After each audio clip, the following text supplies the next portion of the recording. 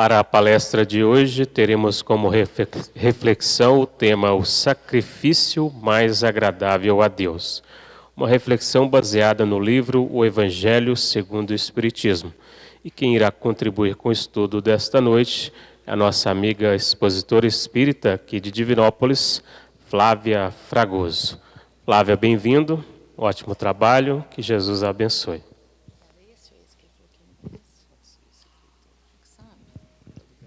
Boa noite, pessoal. É muito bom estar aqui. Sempre eu falo isso, é verdade. Queria agradecer a casa por ter me chamado para a gente estudar junto. Esse capítulo, Bem-aventurados os misericordiosos, porque alcançarão misericórdia, está no Evangelho segundo o Espiritismo, é o capítulo 10. Sempre a gente fala que a gente tem um tempo para falar sobre as coisas e nem sempre dá tempo de falar sobre tudo. E, às vezes, a gente deixou alguma coisa passar despercebida. Então, é interessante que vocês possam ler esse capítulo para entender um pouco mais do que a gente traz aqui. Essa citação, o nome desse capítulo, ele fala de uma das citações do Sermão da Montanha, das bem-aventuranças. Então, ele fala, bem-aventurados, ou seja, felizes, os misericordiosos, porque alcançarão misericórdia. Então, para a gente entender o que é misericórdia, a gente pega a palavra, dá uma mexidinha nela, vai lá atrás e entende que misericórdia é miseratio cordis, é compaixão do coração. O que quer dizer isso? Ter o coração compadecido. Como que a gente reconhece que a gente está sendo misericordioso? Como a gente reconhece isso na gente? Muitas vezes a gente vê alguém passando por uma situação difícil, doída, e a gente quase que sente a dor da pessoa. Ou seja, o meu coração está compadecido do sofrimento ou do que aquela pessoa está passando. Então, isso é misericórdia. E quando a gente entende que são felizes aqueles que possuem essa capacidade ou que desenvolvem essa capacidade, porque eles alcançarão também misericórdia para as suas próprias dores. Misericórdia da espiritualidade. Aí a gente fala assim, mas a espiritualidade não tem misericórdia por nós? Tem, lógico que tem, a gente nunca está sozinho. Mas, à medida que eu amplio a minha misericórdia pela dor do outro, eu amplio também o meu amor. A gente às vezes não percebe isso. E quando eu amplio o meu amor, a gente sabe que Jesus falou que o que a gente tivesse, o que a gente doasse, a gente ia receber centuplicado. Então imagina que a espiritualidade, logicamente, tem misericórdia por nós, e a gente aumentando essa emanação de misericórdia para o universo, ela vai voltar também para nós. Então, esse é um exercício que a gente tem que ter. E dentro desse capítulo do Evangelho segundo o Espiritismo, a gente vai falar especificamente de um item. E eu considero um item bem difícil. Esse item é o sacrifício mais agradável a Deus. Quando a gente fala em sacrifício mais agradável, fica parecendo que tem uns que são menos agradáveis. Na verdade, a gente deveria entender assim, o sacrifício que mais agrada a Deus. Qual é o sacrifício? E por que um sacrifício agrada a Deus? Se nós somos filhos de um pai cheio de amor, cheio de misericórdia, por que a gente precisa se sacrificar? E o que é sacrifício? Então, o sacrifício é quando eu abro mão de alguma coisa, no dicionário é assim que está, quando eu abro mão de alguma coisa para que alguém outro seja beneficiado. Isso é o significado de sacrifício. Porém, quando a gente vai ver na história, o que a gente traz de informação de sacrifício é sempre no sentido de barganha, de troca. Porque quando a gente vê no passado, quando a gente vai, por exemplo, pensar quando havia o culto aos deuses pagãos, quem não assistiu Paulo, o apóstolo de Cristo, pode assistir, porque além de ser um filme maravilhoso e lindo, mostra bem essa questão do sacrifício. Nada mais era, o sacrifício nada mais era do que uma oferta, uma oblação, uma oferenda. Então, a informação que a gente tem é de troca. Eu dou alguma coisa para receber outra coisa. Então, antigamente tinha muitas guerras e os chefes desses exércitos, eles tinham os deuses deles que eles acreditavam. Então, eles faziam ofertas, faziam oferendas, podia ser animais, podia ser plantas, podia ser dinheiro, podia ser várias coisas. Eles ofertavam com o interesse de receber, então, a vitória na guerra, ou de receber uma colheita que fosse mais farta, ou alguma coisa assim. Então, a maioria da informação, a maioria do entendimento que a gente tem como sacrifício, não é esse do qual a gente vai falar hoje. É justamente esse sacrifício de troca. Por exemplo, a gente não está com vontade de sair, e uma amiga da gente fala assim, vamos, eu estou sozinha, estou querendo sair e tal. Você não está com vontade de sair, mas você fala para ela assim, tudo bem, mas quando você não tiver com vontade de sair, você vai sair comigo, porque hoje eu estou saindo com você. Eu estou abrindo mão da minha vontade, que é ficar em casa, comendo pipoca, vendo filme, debaixo da coberta, para ir para a rua, para fazer uma coisa que eu não quero, porque a minha amiga me pediu. Então, eu estou abrindo mão de alguma coisa em benefício desta pessoa e já estou combinando uma troca com ela. Ou seja, quando eu precisar de você, você tem que estar à minha disposição também. Então, essa ideia de sacrifício que a gente tem, ela é muito assim, da barganha, da troca. E Jesus vem trazer para a gente uma ideia bastante diferente do que significa isso. Quando a gente pega a palavra sacrifício, e a gente entende que essa palavra significa fazer sagrado, tornar sagrado, a gente vai assim, mas tornar o que sagrado? Como eu vou tornar uma coisa sagrada? O que eu tenho que tornar sagrado é a minha existência aqui. É a minha vida que tem que estar entendida como um bem sensacional e não como essa coisinha que a gente trata a nossa vida. Fazer sagrada a vontade do meu Pai que me fez estar aqui hoje. E muitas vezes a gente fala assim, mas você não sabe da minha vida, você não conhece a minha história. Não, ninguém sabe de vida de ninguém, ninguém conhece a história de ninguém. Mas se hoje estamos todos aqui, todos que estamos aqui, foi porque a gente teve a generosidade de um pai e de uma mãe que podem não estar conosco, por vários motivos, mas só estamos aqui por essa generosidade. E pela generosidade do nosso Pai maior, que permitiu que a gente viesse de novo, ainda, e mais uma vez, para ver se dessa vez a gente consegue fazer a nossa história um pouco melhor do que ela vem sendo feita. Então, quando Jesus fala de sacrifício, quando ele vem e pega essa passagem de Mateus, que está anotada em Mateus, vou ler para vocês assim, que fala o seguinte. Portanto, se estás fazendo a tua oferta diante do altar, e aí, no altar, lembrar-te de que teu irmão tem alguma coisa contra ti, deixa a tua oferta ali, vai e reconcilia-te com ele. E depois vem fazer a tua oferta. Por que Jesus fala isso? Por que isso é trazido para nós? Porque a gente pede as coisas para nós, mas a gente pede as coisas para nós sem entender que nós talvez não sejamos dignos de pedir as coisas que a gente pede. Porque a gente tem uma ilusão que é preciso que seja destruída o quanto antes, de que nós somos o centro do universo e que as minhas dores doem mais do que as suas dores, as minhas necessidades são maiores do que as suas necessidades. E, baseado nessas coisas todas que a gente ainda acredita, a gente vive querendo que todas as pessoas sirvam a mim na hora que eu quero, do jeito que eu quero. Mas aí, toca o celular e tem escrito, Dona Fulana. Aí você fala, pelo amor de Deus, isso é hora de ligar? Seja qualquer hora. Isso é hora de achar que eu estou disponível para essa pessoa? Não é possível. Então, a nossa visão, ela é totalmente turva por essas coisas.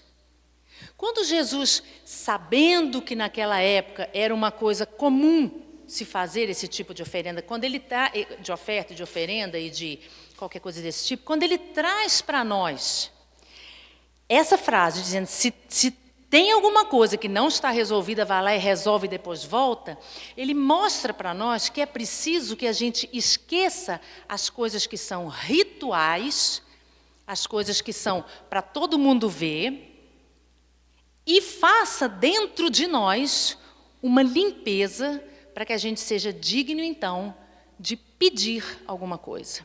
Uma pessoa está devendo um dinheiro para a gente. Tem gente que tem cara de pau, vai voltar e vai pedir mais. Mas, teoricamente, a pessoa está devendo um dinheiro para a gente. O que ela faz? Ela corre. Ela corre da gente, ela não quer nem ver a gente. Se vê aqui, vai embora, não assiste a palestra e vai embora. Então, nós somos todos devedores. Todos nós estamos devendo.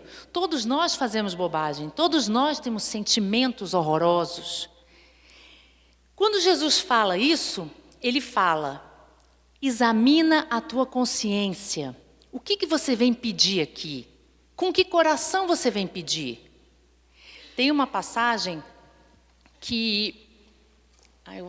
depois eu conto a passagem, depois eu vou contar, mas que ilustra exatamente isso. Que fala sobre quando eu vou fazer alguma coisa de bom, meu coração tem que estar bom. Eu não posso, toda enlameada de sentimentos negativos, de sentimentos ruins, querer fazer alguma coisa que seja boa, porque não vai sair de mim. Eu não tenho isso naquele momento. Eu preciso estar alerta para que isso saia de mim de uma forma autêntica, de uma forma verdadeira. Então, quando Jesus fala do sacrifício real, do sacrifício que mais agrada a Deus, do sacrifício que vai agradar ao Pai, a gente pensa num pai terrestre. Nós que estamos pais e que temos filhos ou que temos sobrinhos, o que a gente espera? Quem não tem filho nenhum, não tem sobrinho, é filho de alguém. Então, dá no mesmo. O que um pai que mantém a gente na casa espera da gente? Um comportamento. Ele não espera que a gente saia quebrando a casa inteira, ele espera que a gente entenda como aquela casa funciona, e isso vai acontecendo desde que a gente é pequenininho, e a gente vai, então, se moldando para esse tipo de casa que a gente mora, esse tipo de vida que a gente leva, aprendendo que determinadas coisas você não pode fazer, que determinadas coisas você pode fazer. Hoje em dia a coisa está meio bagunçada, porque quem manda na casa são os filhos que não têm condição de mandar, porque não têm conhecimento nenhum. Mas, enfim, supondo que isso fosse um caminho, né, razoável, um caminho comum, é isso que um pai, quando eu falo pai, eu falo qualquer figura que exerça autoridade dentro da casa. Quando um pai tem um filho, supõe-se que esse filho está sob a custódia temporária desse pai. Então, qual a missão desse pai? Fazer de tudo para que esse filho evolua, fazer de tudo para que o caminho dele seja um caminho facilitado pela fé, pelo evangelho e pelos bons exemplos, que é o mais difícil. Agora, imagina o nosso pai, Deus, que a gente não consegue nem imaginar, certo? O que ele espera de nós? Primeiro, a gente não está aqui de novo. A gente não está aqui, sentado aqui, ou numa igreja, ou, enfim, em qualquer lugar, ouvindo coisas edificantes, ouvindo mais uma vez o Evangelho de Jesus, lendo, ouvindo palestras, esse tipo de coisa. O que ele espera de nós? O que a gente veio fazer aqui. O que a gente veio fazer aqui? Evoluir. Para a gente evoluir, é porque não está bom. Se estivesse bom, a gente não precisava mais evoluir. Então, não estando bom, a primeira coisa que eu tenho que fazer é reconhecer e entender que eu estou por um motivo aqui. Eu preciso evoluir. E eu estou com as pessoas certas, no lugar certo, na hora certa. A gente se perde muito. Ah, mas fulano, deixa o fulano. Fulano não é você. Quem vai prestar conta da minha vida sou eu. Quem vai prestar conta da sua é você. Teve eu escutei duas pessoas conversando. Então, uma pessoa falava assim, eu acho engraçado porque eu faço sacrifícios para fulano, eu faço tudo para fulano, não me reconhece isso aqui, ó, faz nada.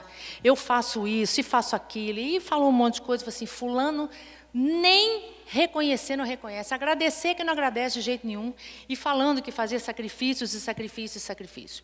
A pessoa que estava conversando com ela disse assim, e Jesus? Ela falou, mas Jesus é Jesus. Jesus, não dá para comparar. E Paulo? O que essas pessoas sofreram? Jesus não tinha nada que fazer aqui, nada que fazer aqui em termos de forma humana, ele já estava lá em outras esferas. E ele vem, ele é caluniado, abandonado, ele é injustiçado, ele é julgado, ele é sentenciado à morte, e ele passa por isso tudo porque ele estava com vontade de passar? Não. Ele passa por isso tudo para que a gente entenda que a gente não vai chegar em nenhum lugar se a gente não passar pelo caminho. Não existe um lugar chamado evolução, e aí eu vou lá na evolução. Não, o caminhar é evoluir. A minha caminhada é que é a minha evolução. A forma como eu resolvo caminhar é que me fala se eu estou evoluindo ou não.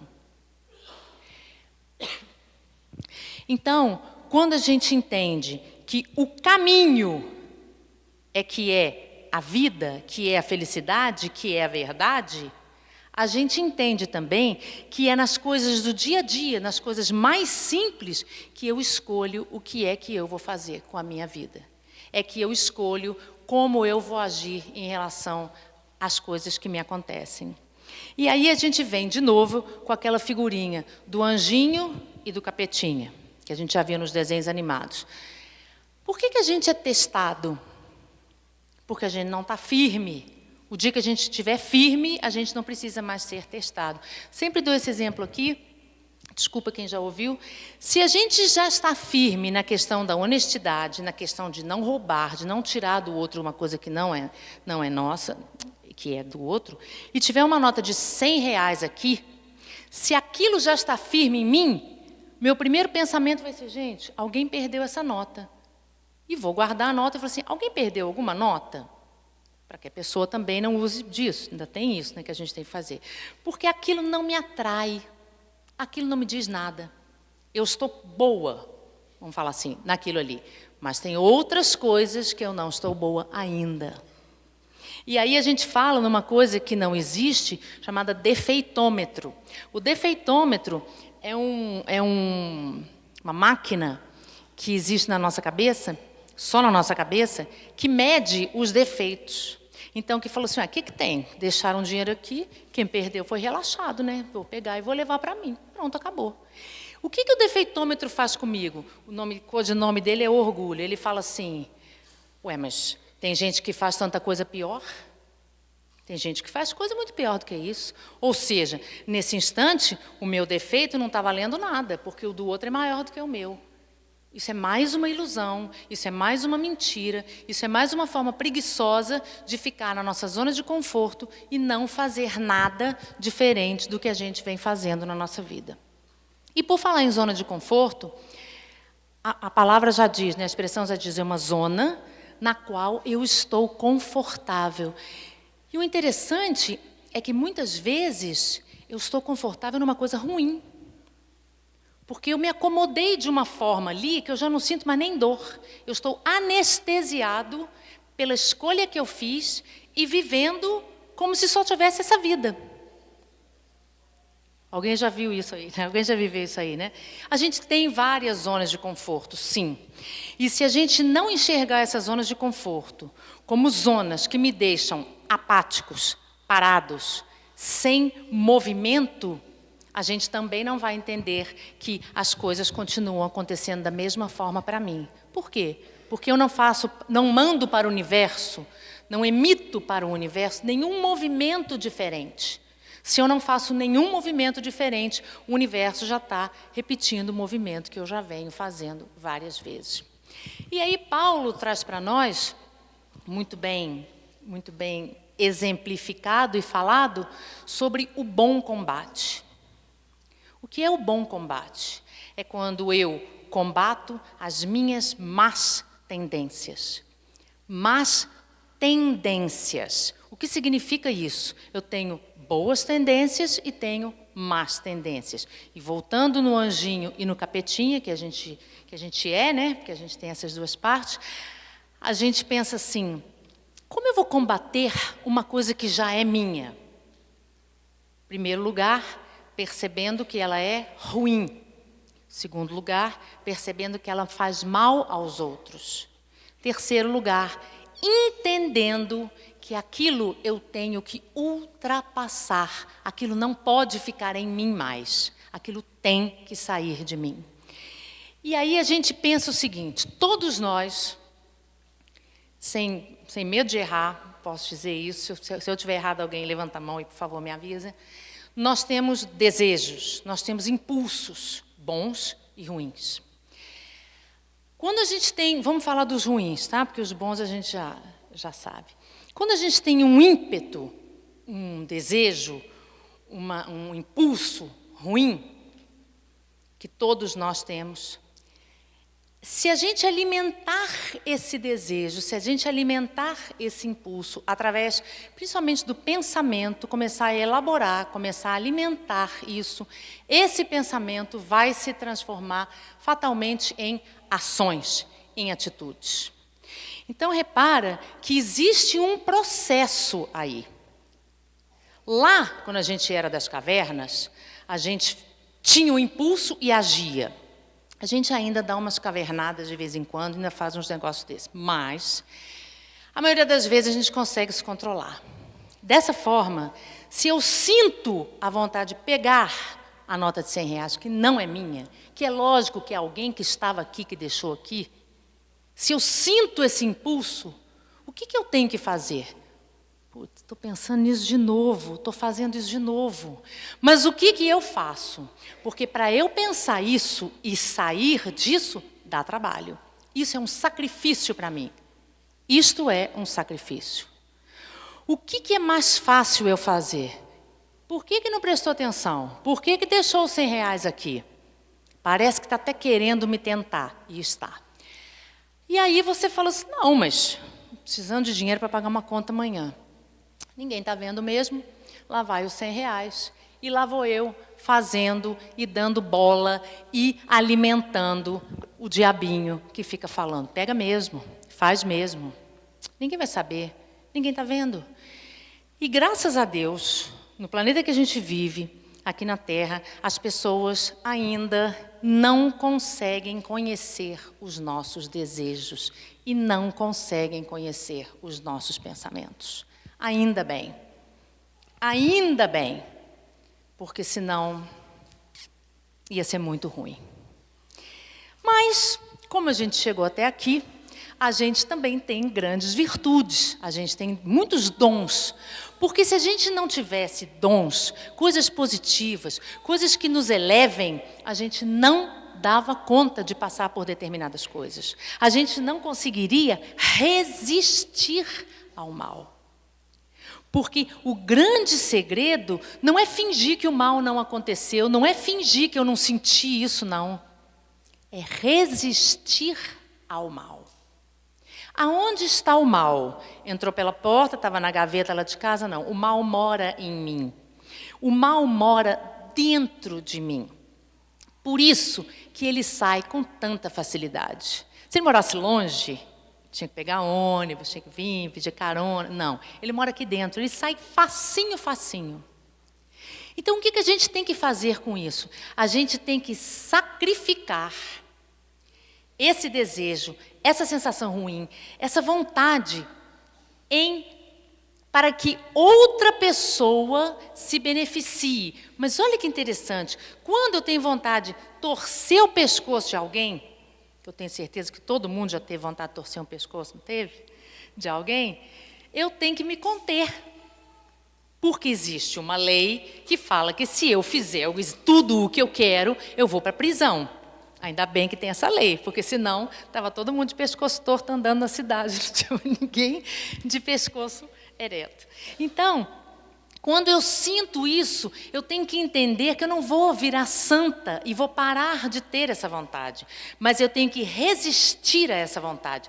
E aí eu entendo a situação, a conotação da palavra sacrifício. Eu estou sacrificando o meu desejo primitivo e ruim para que outra pessoa não sofra as consequências das minhas atitudes. E aí eu estou crescendo.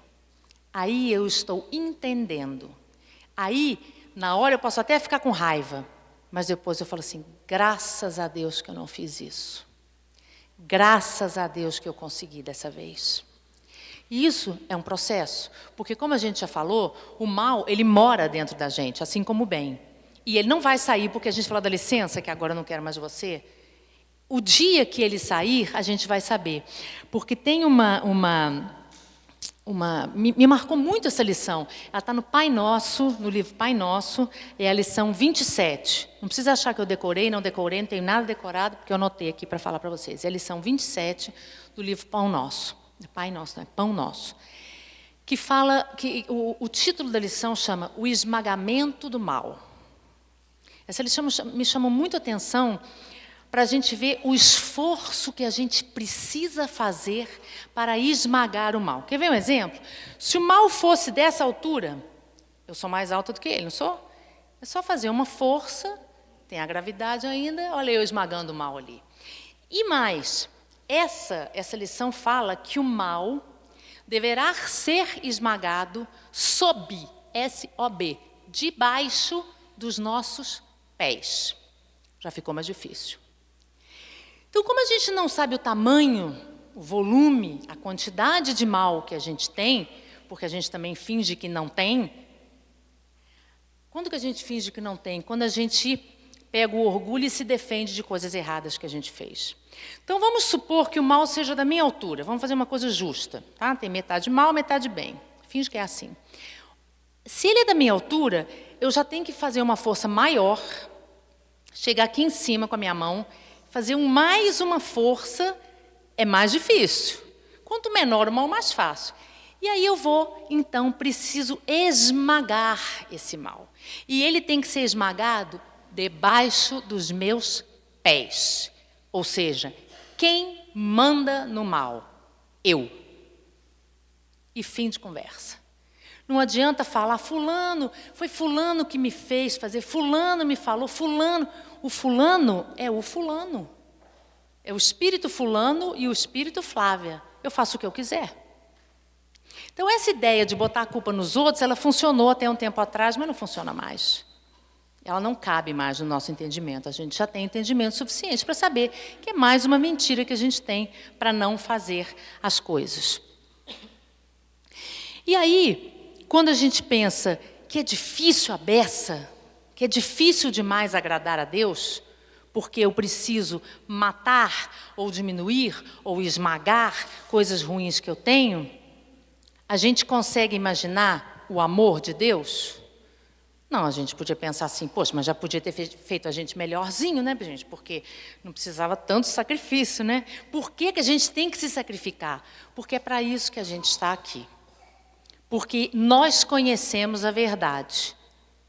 É essa verdade que nos liberta. Liberta do quê? De mim mesmo e dessas coisas. E que me fazem decidir de uma outra forma. Porque quando eu estou liberto, quando eu sou livre, eu posso escolher o que fazer, não posso? Se eu estou preso, eu estou preso, não tem jeito. Imagina a gente numa prisão, você não tem muita escolha. Você vai para um lado, você vai para o outro, mas você está ali dentro da prisão. Mas quando eu sou livre, quando a verdade me liberta, eu posso escolher a verdade. Eu posso escolher o bem. Vai dar trabalho. Por que vai dar trabalho? Porque ainda não é uma coisa natural na gente, não é uma coisa que sai assim, que alegria. Não, a gente é egoísta demais, a gente pensa demais, a gente quer tudo para nós. Aquela ideia, não sei se isso é um ditado daqui, mas no Rio tem isso, não sei de onde é esse ditado, que fala, farinha pouca, meu pirão primeiro. Então, se todo mundo está querendo, deixa eu salvar o meu aqui, porque aí todo mundo depois dá um jeito de resolver isso. A gente viu nesse exemplo que teve na questão dos combustíveis, né? Como foi diferente em outros lugares. Todo mundo foi, farinha pouca, meu pirão primeiro. Isso não mostra o governo, não. Isso mostra a gente. Isso mostra o tamanho do nosso egoísmo. Isso mostra que a gente nem sabe se tem alguém do nosso lado ou não. E se tiver também problema do alguém que está do nosso lado. Então, essas pequenas coisas, elas falam de nós. A gente coloca a culpa independente de terem ou não, mas a gente sempre coloca a culpa em outra pessoa. Toda vez que eu coloco a culpa em outra pessoa, eu estou tirando de mim a oportunidade de crescer com o meu erro. Porque eu não estou nem reconhecendo que eu errei. Eu já transferi isso para outra pessoa. E aí Jesus tem uma outra fala dele que diz assim: eu não vim trazer a paz, eu vim trazer a espada, que casa perfeitamente com isso. Espada era a única arma, ou era a mais comum, que era usada na época. Não tinha revólver, não tinha metralhadora, não tinha nada disso. Quando Jesus fala que ele veio trazer a espada, a gente pensa assim: nossa, mas tão pacífico, né? Veio trazer uma espada. E a frase é: eu não vim trazer a paz, eu vim trazer a espada, porque a paz é uma conquista pessoal. Não é um presente que você, uma paz para você, uma paz para você, uma paz para você. Então ele fala isso para que a gente entenda que a paz é uma conquista pessoal. E como toda conquista, se você ficar sentado esperando, ela não vai bater na porta e falar: oi, eu sou a paz, vim morar com você. Você me quer? Não. A conquista. Quando você vai conquistar alguma coisa, a primeira palavra que te remete à conquista é esforço. Disciplina. Pensa numa conquista de uma guerra no passado. Não vamos falar dessa de agora não, mas uma guerra no passado. Tinha uma estratégia, tinha um esforço, pessoas eram colocadas em pontos estratégicos para fazer determinadas coisas. Havia um estudo sobre aquilo.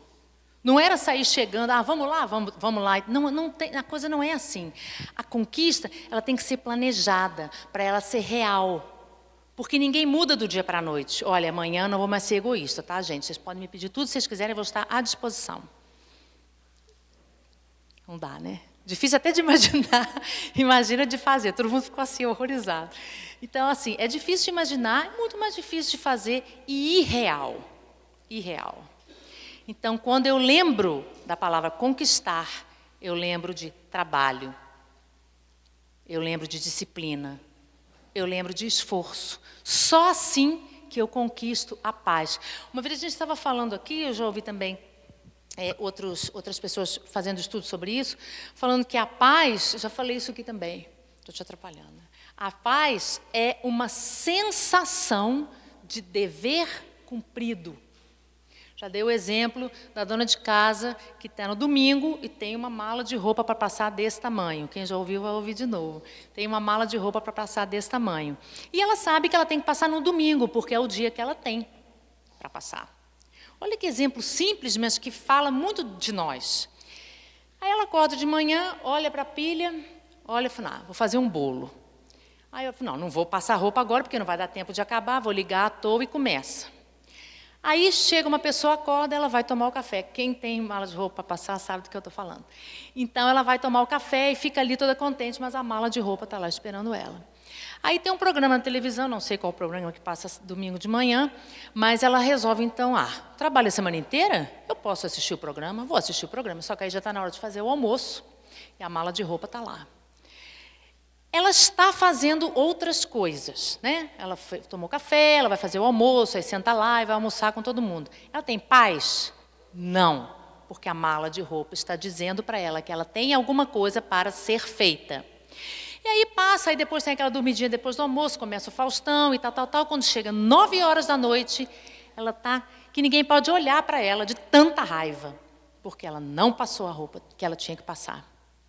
Então, esse é um exemplo simplinho e bobinho, mas que fala da nossa atitude no nosso dia a dia. A gente vai adiando as coisas que nós temos que fazer. Independente de ser a mala de roupa para passar, ou outras coisas de trabalho físico, né, de trabalho material, e as outras coisas? E aquelas outras coisas que estão agarradas há anos e anos e outras encarnações que a gente não vai. E aquelas situações que a gente não conseguiu resolver dentro da nossa casa.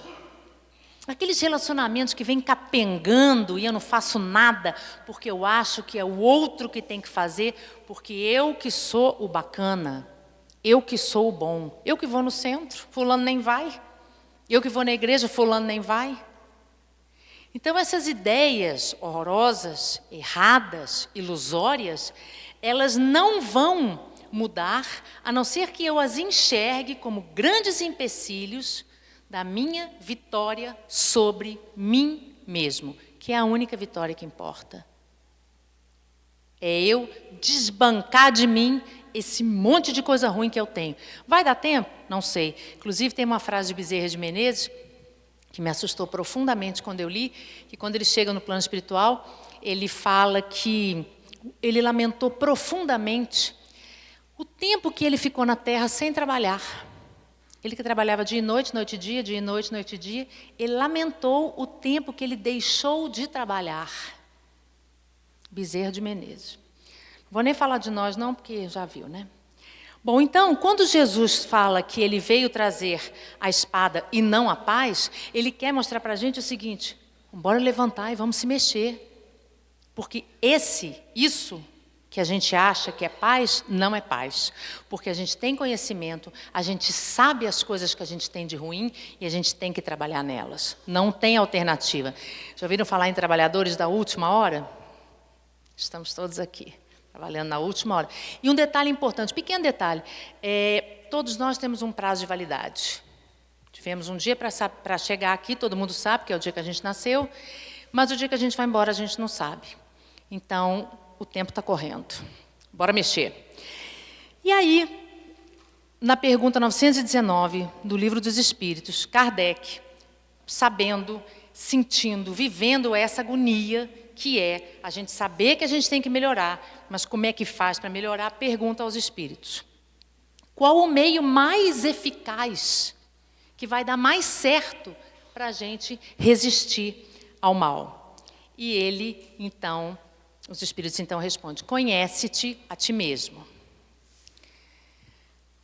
Kardec deve ter dado aquela respirada e fala assim, tá. E continua assim, conhecemos tudo o que está contido dentro dessa máxima. Todos nós sabemos, se eu conheço a mim mesmo, sem mentira, sem vergonha de assumir para mim as coisas que eu tenho de ruim, eu consigo começar a fazer diferente, ou pelo menos tentar, porque eu só vou mudar o que me incomoda. Se eu não enxergo que algumas coisas, para não dizer muitas coisas que eu faço, são ruins, não me incomodam, azar dos outros, eu não vou mexer em nada. Então, quando Kardec volta a perguntar, pedindo um pouco mais de esclarecimento sobre isso, Santo Agostinho é que dá a resposta, dizendo que quando ele esteve na Terra, toda noite ele se perguntava sobre as coisas que ele tinha feito. Isso está mais bonitinho no Livro dos Espíritos, tá? Eu só estou fazendo um resumo para ficar mais fácil a gente entender. Ele perguntava o que ele tinha feito que pudesse ter magoado outras pessoas, machucado outras pessoas, fazia um inventário dessas atitudes dele e, então, se propunha a determinadas coisas no dia que viesse. Isso não é uma coisa fácil de fazer, mas a pergunta de Kardec, só para lembrar, foi: qual o meio mais eficaz? E quem responde é Santo Agostinho. Por que isso é um meio eficaz? Porque se eu chegar no final do dia e falar assim, nossa, mas eu machuquei tanto fulana, eu não podia ter falado assim com ela, eu não podia ter sentido aquilo que eu senti, mas senti, não podia, não devia, mas eu senti. Então, de posse dessa informação, que me diz o quê? Eu tenho esse sentimento horroroso ainda. Eu tenho essa vontade horrorosa ainda.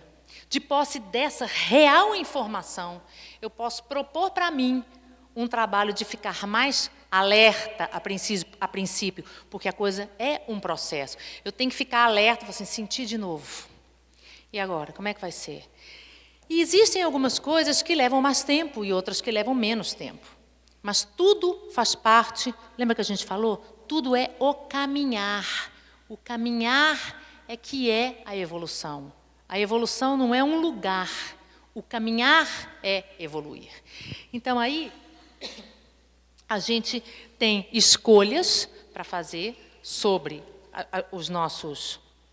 as nossas atitudes, e aí vem Jesus e traz, e o Evangelho segundo o Espiritismo traz para nós, depois de toda essa fala, depois de todo esse entendimento, uma palavra que incomoda profundamente. Fala sobre o perdão. Por que que eu vou perdoar? Uma pessoa que me machucou, que me atrapalhou, que mentiu, que me caluniou, que me traiu, que me roubou, que me estraçalhou. Por que eu vou perdoar? Todo mundo está pensando na pessoa, né? Para ficar livre dela, primeira coisa. Para que a gente se liberte desse sentimento. Porque quando a gente tem alguma coisa, lembra de Mateus 5? Se a gente tem alguma coisa com alguém para resolver, não vai lá fazer oferenda de nada. Vai lá e resolve.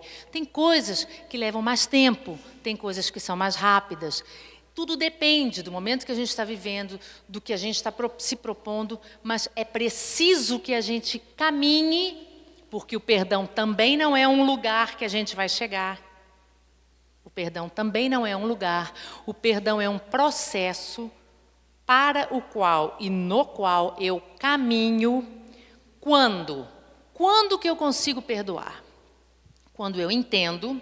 Olha como é difícil, olha como é difícil. Primeiro que a pessoa ou as pessoas que fizeram essas coisas ruins comigo também têm dores, necessidades, medos, angústias, frustrações e inseguranças. Claro que no primeiro momento a gente fala assim, azar o da pessoa. Fica lá com a insegurança, com medo que a pessoa me roubou, fez isso, fez aquilo, aquilo outro. O primeiro sentimento que a gente tem é esse mesmo. Mas quando a gente consegue verdadeiramente fazer o sacrifício, que é tornar sagrado o tempo que eu tenho nesse planeta ainda de vida, as pessoas que merecem a minha vida, as pessoas que merecem o meu amor, quando eu consigo entender isso, eu começo a valorizar e tornar sagrada a minha estada aqui no planeta.